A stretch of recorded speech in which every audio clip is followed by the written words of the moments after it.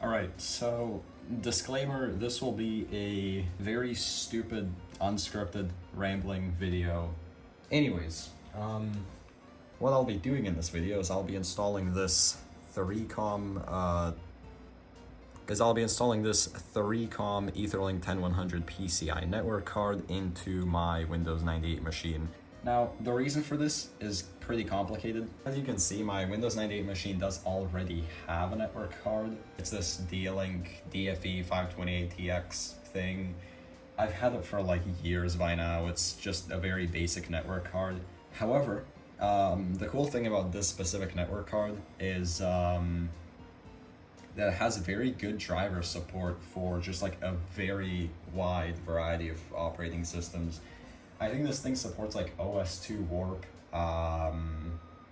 Windows NT 3.51, NT4, Windows 95, like SCO Unix, Novell NetWare, all that kind of stuff, which is really good. But I want that in a different computer. I've been thinking of building like a kind of servery system or something to run like older Windows NT or like maybe even like, you know, SCO Unix or whatever. And yeah, that's just what I want this network card in, because it has really good driver support for that kind of software. Whereas I would probably not really do that kind of stuff on this computer. So yeah, I'll be swapping the 3Com thing in here, and then the D-Link thing will be going elsewhere. So I'm going to shut this down now.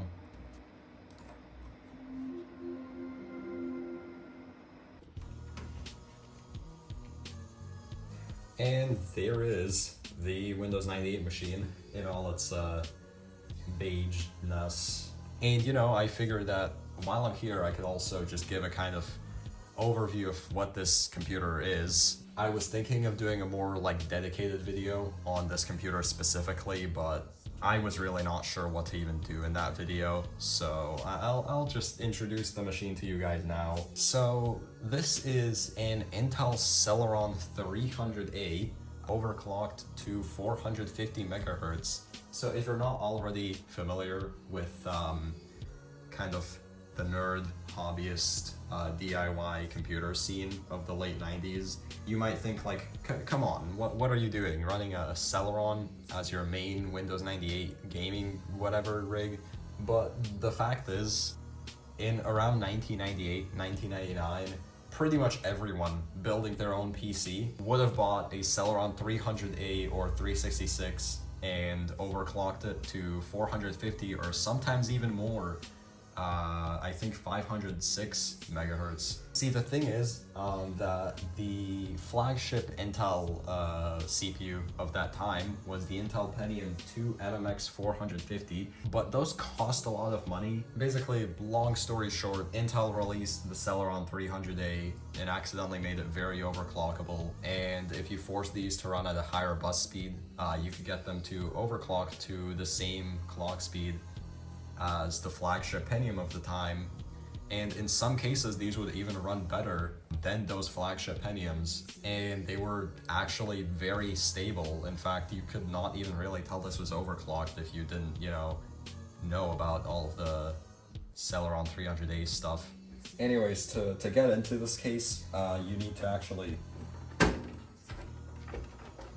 take the front panel off, and then you unscrew the front panel, or the side panel, you pull it towards the front, and then it comes out. Very interesting design. This case is also very well built. I think this is an Inwin case. I know Inwin used these drive rails. But yeah, there's our thing that we want to swap out. While I'm at it, I'll also change all of the screws for the cards, because I think there's like 2 of them in there that don't exactly match, and they're like in slightly worse shape, and that kind of stuff just really annoys me, especially because I tried to be like as perfect as possible with this build.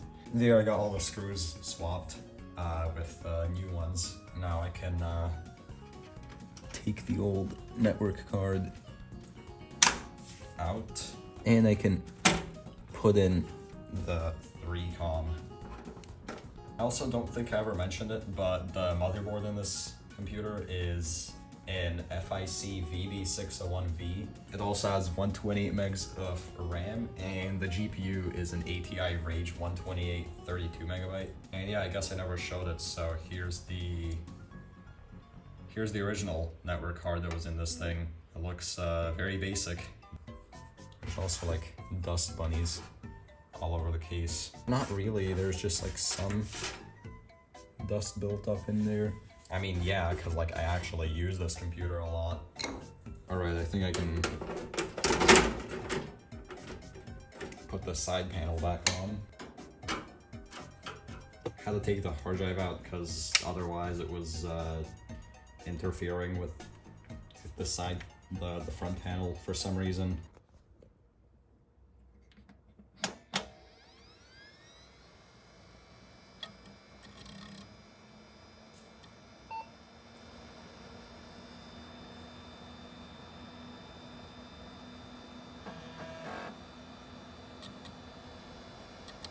Alright, copied over the drivers onto a flash drive.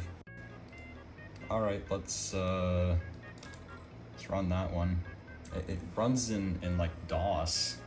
Okay, so I was gonna show how, like, you know, I installed the drivers and it works now, but it does not work now. Yeah, the computer is frozen, it's not responding to numlock or anything, it's just, it worked for like a little bit. Okay, so small update. I've gotten the drivers to install and everything. In fact, in troubleshooting, I've even ran the updater like multiple times. And it works, you know, it connects to the internet. But you know, usually like the progress bar gets to like just about the end, and then the computer completely freezes up. Like I am trying to move the mouse right now. It does not respond to numlock or ACPI signals. Like it's just completely locked up. The best I can do is reset it.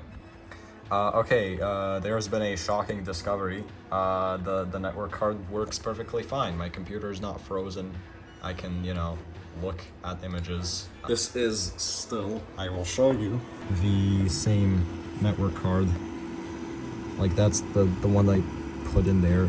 Matter of fact, I think you might be able to make out the 3Com logo at the end of that bracket. Alright, so there's some other things going on that are also just kind of slight stability issues. And I think I know how to fix those. I don't bother filming it and you know, making it into a video because no one wants to watch someone diagnose and fix networking problems. That's like the worst thing ever. No one wants that. It's like every IT person's nightmare.